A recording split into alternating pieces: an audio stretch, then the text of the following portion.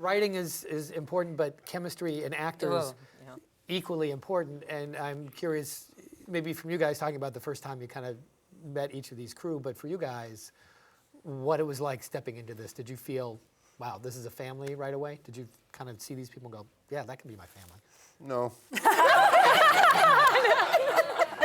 It's acting. It happened fast. I would say that it, yeah, it's easily we adjusted. You know, Patty, though, I saw the episode not too long ago. I think it was like the second episode. Yeah.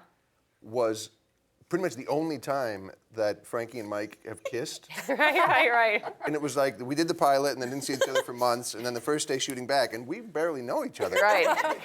And so kiss, okay, I've kissed women before. I can do this. I can do this. And anyway, so I thought it was fine. And I saw it again. It looks like two strangers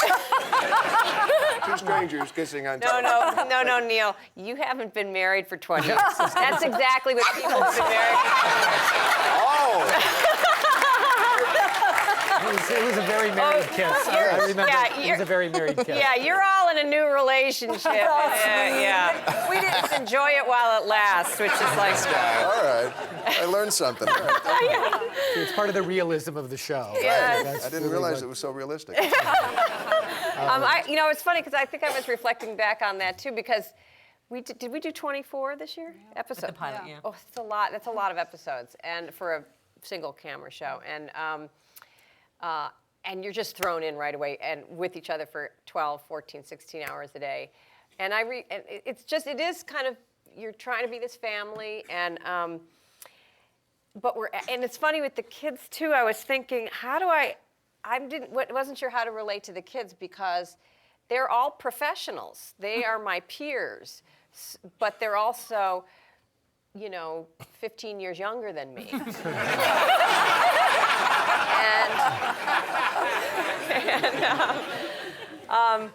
And there's huge generational differences. Which in my house, of course, I'm the mom, and it doesn't matter, and I don't really talk to my kids or see them much anyway, so it's okay.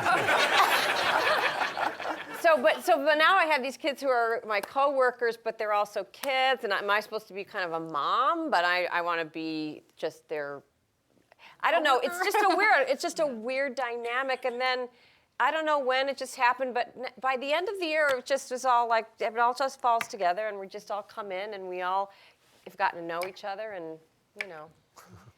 It just gelled. It really gelled, and pretty quickly too, I think. Yeah. Does she feel like a good mom, or?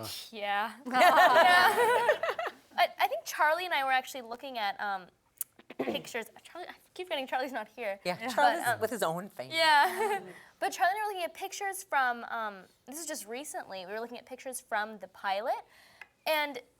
It actually, I think, was the opposite of what you were saying. Or we felt so. It was like, oh yeah, that was us, like with Neil at that street in Camarillo, that weird whatever. Like, oh, we were throwing rocks to see how far we could make it onto the sprinkler heads or whatever. Do you remember that? Yeah, I do.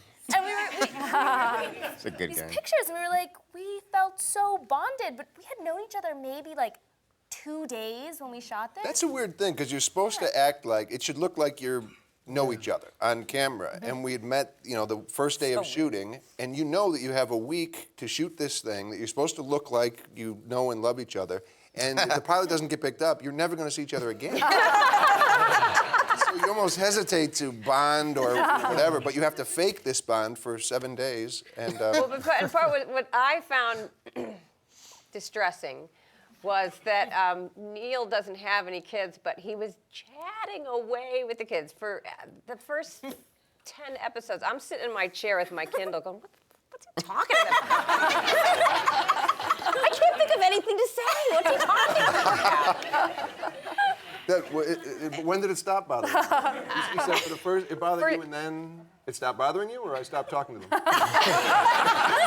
I don't know what the transition was. I don't know what the transition was, and it's something I'm going to have to think about because it is actually kind of fascinating to me how everybody sort of starts getting to know each other. But I also think that Charlie's not here, but Charlie didn't seem to look me in the eye for the first 10 episodes either.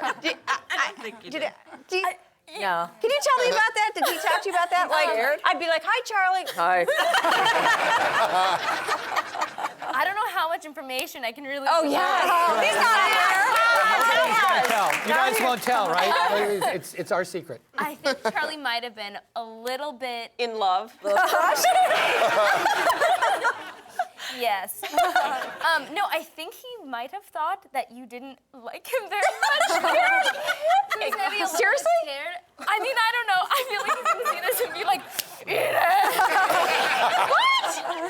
But I think it was after like a lot of weeks. So he was like, you know what? There was a moment where he came to me like after he was like, okay, Patty likes me.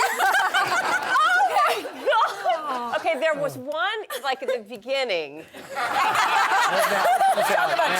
Maybe this is where I don't know, like whether to be an actress or to be, a grown-up mom to him. But I remember at one point we're sitting. It was cold. Why was it cold? We were in somewhere. It was kind of cold. Maybe it was early in the morning. We were all huddled around the space heater, and I don't know. See, I don't really know. I don't know what to ask about anybody's personal life if you don't know them. So, I don't want to pry. But anyway, but the one thing I did say to him was, you don't smoke pot, do you? Don't smoke pot, Charlie. I'm just telling you, don't smoke pot. Maybe that was the start. Maybe that wasn't the way I should have opened the relationship. That was totally it, because I think a couple, like, he was like, I think Patty thinks I'm like a druggie. Now we know he just eats apples. Yeah, Right? he just eats He apples just eats all a day lot of apples. That's all. The only apples. addiction we would. We should just mention he would love to be here, but he's Yeah. back home in Pennsylvania. His family's in Pennsylvania and he's with them, so hopefully he's getting some stories for them. Okay, now I've got to call Charlie. No, it's so funny because, by the way, I thought he was brilliant from the You loved him. You said he reminded you of my oldest son, totally. And I don't really talk to my oldest son except to say, don't smoke pot. Maybe he saved the mom vibe. I guess that was it. Maybe he, yes. But I remember, this is so weird. I remember one time I did a movie with Chevy Chase. I had like 3 days on the set. It's called Memoirs of an Invisible Man. But I had never met him. Oh, no. We don't have to pretend. We're all friends. And, like that one. But I was so like, oh my gosh, I used to watch him on Saturday Night Live, and I would come in, and I also didn't know whether to say Chevy or Chevy. So every morning we'd come in the makeup trailer, and I wouldn't look at him. Or I'd be there already, and he'd come in, and he'd say, good morning, and I'd say, morning. And by the third day, he came in and he said, good morning, Patricia. And I was like, I don't know what to call you. And I just sort of confessed to him. And I was thinking maybe because I couldn't get Charlie to look at me, I kept thinking maybe, I don't know what it is, but I got to. Patricia. You didn't know how to pronounce your name. Oh, that's right. Okay, that's right. Now, you didn't tell these two guys don't smoke pot, were they? She didn't tell you? It's too late for them. Yeah. I thought maybe I could save Charlie.